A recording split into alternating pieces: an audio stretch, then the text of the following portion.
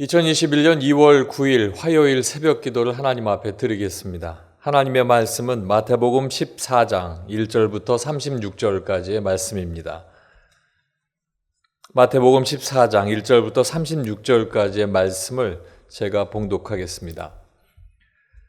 그때에 분봉왕 헤롯이 예수의 소문을 듣고 그 신하들에게 이르되 이는 세례 요한이라 그가 죽은 자 가운데서 살아났으니 그러므로 이런 능력이 그 속에서 역사하는도다 하더라. 전에 헤롯이 그 동생 빌립의 아내 헤로디아의 일로 요한을 잡아 결박하여 옥을 가두었으니 이는 요한이 헤롯에게 말하되 당신이 그 여자를 차지한 것이 옳지 않다 하였습니다. 헤롯이 요한을 죽이려 하되 무리가 그를 선지자로 여김으로 그들을 두려워하더니 마침 헤롯의 생일이 되어 헤로디아의 딸이 연석 가운데서 춤을 추어 헤롯을 기쁘게 하니 헤롯이 맹세로 그에게 무엇이든지 달라는 대로 주겠다고 약속하거늘 그가 제 어머니의 시킴을 듣고 이르되 세례 요한의 머리를 소반에 얹어 여기서 내게 주소서 하니 왕이 근심하나 자기가 맹세한 것과 그 함께 앉은 사람들 때문에 주라 명하고 사람을 보내어 옥에서 요한의 목을 베어 그 머리를 소반에 얹어서 그 소녀에게 주니 그가 자기 어머니에게로 가져가니라. 요한의 제자들이 와서 시체를 가져다가 장사하고 가서 예수께 아뢰니라. 예수께서 들으시고 배를 타고 떠나사 따로 빈 들에 가시니 무리가 듣고 여러 고을로부터 걸어서 따라간지라. 예수께서 나오사 큰 무리를 보시고 불쌍히 여기사 그 중에 있는 병자를 고쳐 주시니라. 저녁이 되매 제자들이 나와 이르되 이곳은 빈 들이요 때도 이미 저물었으니 무리를 보내어 마을에 들어가 먹을 것을 사 먹게 하소서. 예수께서 이르시되 갈 것 없다. 너희가 먹을 것을 주라. 제자들이 이르되 여기 우리에게 있는 것은 떡 5개와 물고기 2마리 뿐이니이다. 이르시되 그것을 내게 가져오라 하시고 무리를 명하여 잔디 위에 앉히시고 떡 5개와 물고기 2마리를 가지사 하늘을 우러러 축사하시고 떡을 떼어 제자들에게 주시매 제자들이 무리에게 주니 다 배불리 먹고 남은 조각을 12바구니에 차게 거두었으며 먹은 사람은 여자와 어린이 외에 5,000명이나 되었더라. 예수께서 즉시 제자들을 재촉하사 자기가 무리를 보내는 동안에 배를 타고 앞서 건너편으로 가게 하시고 무리를 보내신 후에 기도하러 따로 산에 올라가시니라. 저물매 거기 혼자 계시더니 배가 이미 육지에서 수울이나 떠나서 바람이 거스름으로 물살로 말미암아 고난을 당하더라. 밤 사경에 예수께서 바다 위로 걸어서 제자들에게 오시니 제자들이 그가 바다 위로 걸어오심을 보고 놀라 유령이라 하며 무서워하여 소리 지르거늘 예수께서 즉시 이르시되 안심하라 나니 두려워하지 말라. 베드로가 대답하여 이르되 주여 만일 주님이시거든 나를 명하사 물 위로 오라 하소서 하니 오라 하시니 베드로가 배에서 내려 물 위로 걸어서 예수께로 가되 바람을 보고 무서워 빠져가는지라 소리질러 이르되 주여 나를 구원하소서 하니 예수께서 즉시 손을 내밀어 그를 붙잡으시며 이르시되 믿음이 작은 자여 왜 의심하였느냐 하시고 배에 함께 오르매 바람이 그치는지라 배에 있는 사람들이 예수께 절하여 이르되 진실로 하나님의 아들이로소이다 하더라. 그들이 건너가 게네사렛 땅에 이르니 그곳 사람들이 예수이신 줄을 알고 그 근방에 두루 통지하여 모든 병든 자를 예수께 데리고 와서 다만 예수의 옷자락이라도 손을 대게 하시기를 간구하니 손을 대는 자는 다 나음을 얻으니라. 아멘. 오늘 마태복음 14장 말씀을 통해서 3가지 사건이라는 제목으로 함께 은혜를 나누도록 하겠습니다. 오늘 말씀을 통해서 보면 3가지 사건뿐만이 아니고 여러 가지 사건들이 나오고 있습니다. 먼저는 분봉왕 헤롯의 잘못을 지적하고 옥에 갇혔다가 헤로디아에 의해서 그 죽임을 당한 세례 요한의 이야기가 기록되어 있습니다. 세례 요한이 죽은 그 사실을 들으시고 한적한 곳에 따로 가셔서 예수님께서 계셨던 일이 있고 그곳에서 나와서 이제 병자를 고쳐주시면서 무리들과 함께 있다가 그들에게 떡 5개와 물고기 2마리를 통해서 5,000명을 먹이신 일이 기록이 되어 있고 남은 조각이 12바구니에 있었다 하는 사건이 또한 있었습니다. 그리고 예수님께서 물 위를 걸으시고 그 물 위를 걸으신 이후에 그 물 위로 걸으신 것을 본 제자 중에 베드로가 나도 물 위를 걷고 싶다라고 이야기할 때에 예수님께서 베드로 손을 잡고 나오라 하셔서 그가 잠시 걷다가 풍랑이 이는 것을 보고 겁을 내어서 빠져서 죽게 되었을 때 예수님께 손을 내밀고 그가 다시 살림을 받게 되는 일이 기록이 되어 있습니다. 그리고 게네사렛 땅으로 가셔서 그곳에서 이제 병을 고치시고 게네사렛 땅에서 사람들이 병 낫기를 구하여서 옷을 만지기만 해도 그들이 병이 낫게 되는 일들이 오늘 말씀 속에 이렇게 쭉 나열이 되어 있습니다. 그 중에서 특별히 주목할 만한 3가지 사건을 오늘 함께 나누길 원합니다. 첫 번째는 세례 요한의 죽음입니다. 3절로 4절 말씀인데 전에 헤롯이 그 동생 빌립의 아내 헤로디아의 일로 요한을 잡아 결박하여 옥에 가두었으니 이는 요한이 헤롯에게 말하되 당신이 그 여자를 차지한 것이 옳지 않다 하였음이라. 아멘. 세례 요한은 헤롯이 이복 동생의 아내이자 조카인 헤로디아와 결혼한 것을 폐륜이다 이렇게 지적을 했습니다. 세례 요한을 헤롯은 마땅치 않게 여겼고 그것은 이제 헤로디아의 딸과 함께 계획을 짜내어서 결국에 헤롯과 그 헤로디아에 의해서 세례 요한은 죽음을 당하게 되었습니다.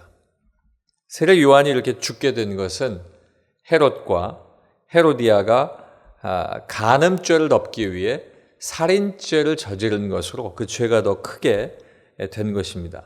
백성들로부터 당연히 큰 비난을 받게 되는 결과가 되었습니다. 그러나 중요한 것은 백성들에 의해서 손가락질을 당하는 것, 그것은 작은 일입니다. 세례 요한의 죽음은 하나님으로부터 말미암아 하나님의 선지자를 그들이 죽이게 된 큰 죄를, 악행을 저지르게 된 것입니다. 이 세례 요한의 죽음을 통해서 보게 될 때 최고 권력자의 도덕적인 부패를 이 선지자가 그것을 지적하고 비판하다가 죽게 된 것으로도 우리가 알 수 있게 됩니다. 이런 사실로 볼 때 오늘날 사는 우리들도 하나님 앞에 말씀 가운데 어긋난 일과 그리고 바르지 못한 그리고 부패되어 가는 것을 보고 항거하고 또 거기에 맞설 수 있는 신앙이 되어야 하겠습니다.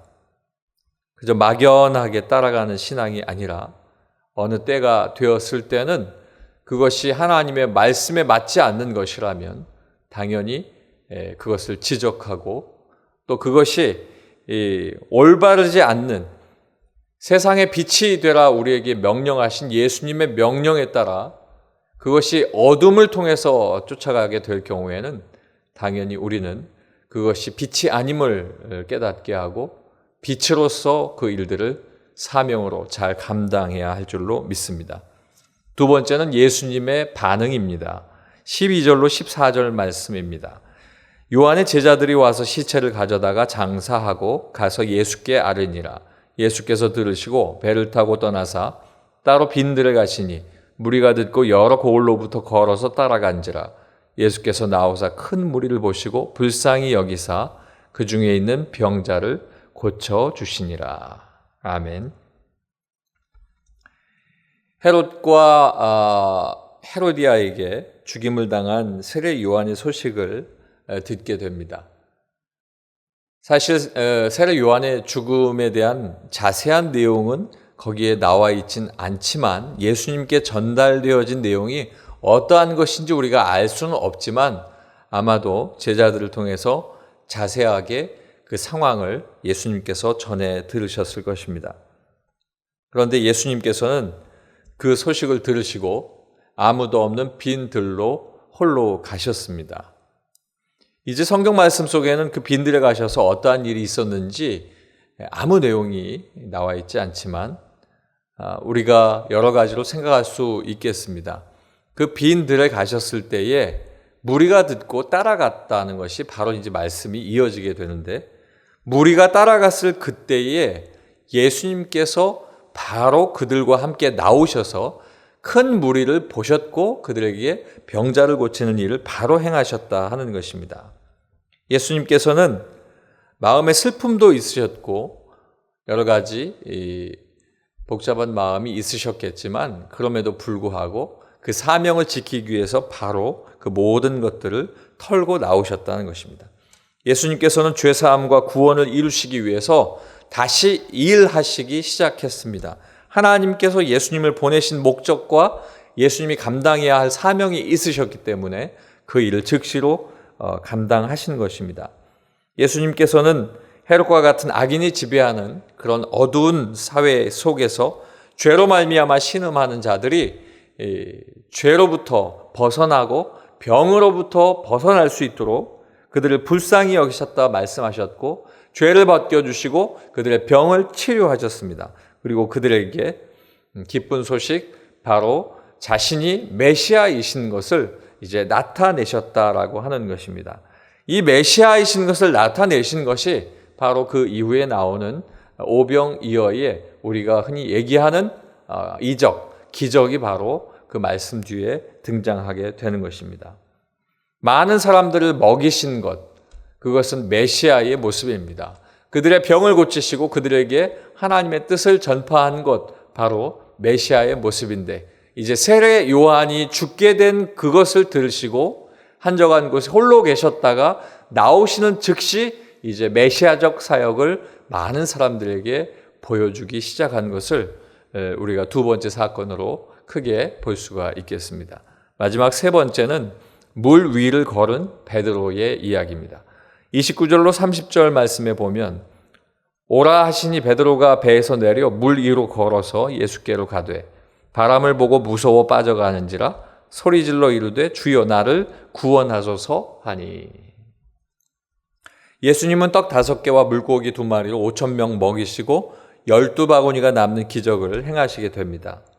그리고 또 기도하시기 위해서 남으시고 제자들에게는 건너편에 건너가도록, 배를 타고 건너가도록 하셨는데, 육지에서 배가 멀어질 무렵에 해가 지고 그리고 거기에서 바람과 물결이 심하게 일렁일 때에 이 제자들은 두렵고 그 심한 요동에 어려움을 겪고 있었습니다. 그때에 기도를 마치신 예수님이 그들에게 가기 위해서 배를 타고 가신 것이 아니고 물 위를 걸으셨다 하는 것입니다. 아마도 그 풍랑 위에 있는 그들에게 빨리 해결해 주시기 위해서, 또 예수님이 메시아이신 것을 보여주시기 위해서 걸어가셨을 것입니다. 걸어가셔서 그들에게 나타나게 되셨고, 그 중에 특별히 베드로가 자신도 걷기를 원했습니다. 그것이 말씀 속에 기록되어 있고, 또 예수님은 그에게 손을 내밀어서 걸어오라 이렇게 말씀을 하셨는데, 바람을 보고 무서워져 빠져가는 그 상황 속에 그가 걸었지만 빠져서 예수님께서 즉시 손을 내밀어서 그를 붙잡아 주신 사건이 기록이 되어 있습니다. 두려워했고 빠지는 것, 이것은 우리의 모든 자연스러운 모습입니다. 죄가 있기 때문에 우리가 하나님 앞에 온전치 못한 모습으로 사는 죄된 우리 인간들은 늘 두려워하고 겁내하고 그 모든 상황 속에서 늘 온전치 못한 모습을 보이게 됩니다. 그러나 중요한 것은 베드로가 물에 빠졌지만 죽지 않았다는 사실입니다. 베드로는 죽지 않았습니다. 예수님께서 손을 내밀어서 그를 건져주셨기 때문입니다. 사랑하는 성도 여러분, 예수님은 건져주시는 분이십니다. 그것이 바로 구원을 이루시는 분, 다시 살리시는 분, 거기에 빠지면 죽어야 하는데 죽지 않고 살아나게 하는 분, 그분이 바로 예수님이신 것을 말씀을 통해서 우리에게 보여주시는 것입니다. 그들이 한 특별한 말이 있습니다. 33절 말씀에 보면 진실로 하나님의 아들이로소이다라는 고백이 거기 등장하게 되는데, 바로 이 말씀이 바로 그 예수님이 메시아인 것을 이제 그들이 비로소 깨닫기 시작했다 하는 것을 오늘 말씀을 통해서 나타내 주시고 계시는 것입니다. 사랑하는 성도 여러분, 우리가 크게 세 가지의 사건을 나누었는데, 하나님은 결코 자기 백성을 그대로 놔두지 않으십니다. 하나님은 늘 함께 하신다 말씀하신 것처럼 우리는 신실한 믿음으로 자꾸 그 믿음에서 멀어져 가서 내 믿음이 왜 그렇게 자꾸 의심이 많으냐라고 주의 책망을 받기보다 믿음으로 한 걸음씩 더 나가서 온전히 하나님 앞에 그 믿음을 이루는 놀라운 일들이 저와 여러분의 삶 속에 있기를 원합니다. 기도하는 제목들이 있으실 테고, 또 간절히 지금 구하는 간절한 기도의 제목이 있으실 겁니다. 믿음으로 기도합시다. 그리고 믿음으로 그 일을 향해서 나아갑시다. 그때에 오늘 여기에 기록된 이적과 같이 하나님의 놀라운 역사하심이 여러분의 가정 속에 나타나길 주님의 이름으로 간절히 축원합니다. 기도하겠습니다.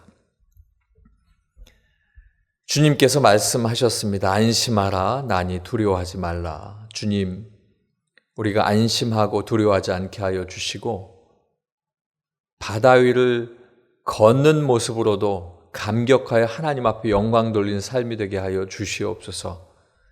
우리가 걸을 수 없는 것도 걸을 수 있게 하시는 분이 하나님이신 줄로 믿사오니, 지금 각 가정에 하나님을 간절히 소망하고 하나님만이 해주셔야 되는 그 일을 놓고 애절하게 최선을 다해 기도하는 그 가정의 기도를 응답하여 주셔서 아버지 하나님께서 건져주신 그 은혜에 많은 이들에게 간증하고 하나님은 살아계시다 간증할 수 있는 은혜가 귀한 가정에 있도록 인도하여 주시옵소서. 우리 은혜광성교회를 기억하여 주시고, 하나님께서 여기까지 이 모든 일들을 이루셨습니다. 앞으로도 이루실 줄로 믿습니다. 아버지 하나님, 우리의 이 모든 일들이 하나님께 간증하는 놀라운 하나님의 역사임을 고백하오니, 하나님께서 모든 공사 일정도 주관하여 주시고 하나님께서 함께하여 주셔서 준공의 모든 절차까지도 하나님 역사하여 주시옵소서. 우리는 두려워하지 아니하고 믿사오니 하나님께서 이루어 주시옵소서. 제일 앞에 세워주신 우리 담임 목사님 기억하여 주시고, 건축의 일과 모든 성도들을 하나님 앞에 온전히 목양하는 모든 일에 최선을 다하는 그 모든 삶 속에 하나님 강건케 도와주시고 늘 계시하여 주시고 외롭지 아니하도록 함께하여 주셔서 아버지 하나님께서 함께하시는 귀한 일들 속에 하나님의 놀라운 역사를 귀한 우리 담임 목사님과 우리가 함께 볼 수 있도록 축복하여 주시옵소서. 기도하는 모든 성도들의 기도가 하나님 앞에 온전히 올려드려지길 원하오며 예수님 이름으로 기도하옵나이다. 아멘.